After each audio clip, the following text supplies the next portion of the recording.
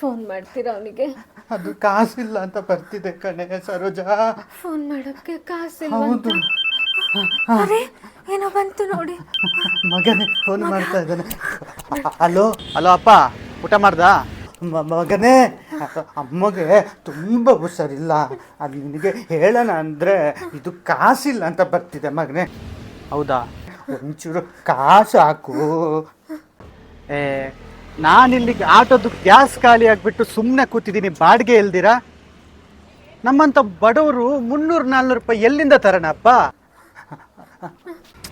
ನೋಡು, ಇಡು ಫೋನ್ ನೀನು. ಏನಂತೆ? Hello hello. ನಾನು ಮಾತಾಡ್ಬೇಕು. ಕಟ್ಟಾಯ್ತು. ಯಾಕೆ?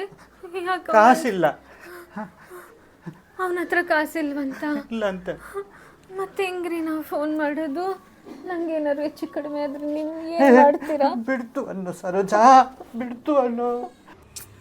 ಬೇರೆ ದೇಶದಲ್ಲಿ ಯುದ್ಧ ಮಾಡಿ ಬಾಂಬ್ ಹಾಕಿರೋದಕ್ಕೆ ನಮ್ಮ ಜೀವನ ಇಲ್ಲಿ ಸರ್ವನಾಶ ಆಗ್ತಿದೆ. ಸರೋಜಾ ಸರೋಜಾ ಸರೋಜಾ,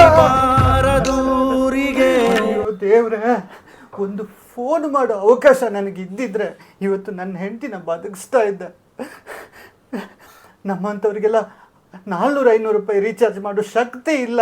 ನಮ್ಮಂಥ ವಯಸ್ಸಾಗಿರೋರಿಗೆ ಒಂದು ಫೋನ್ ಮಾಡೋ ಅಷ್ಟು ರೀಚಾರ್ಜ್ ಇದ್ದರೆ ಸಾಕಾಗ್ತಿತ್ತು.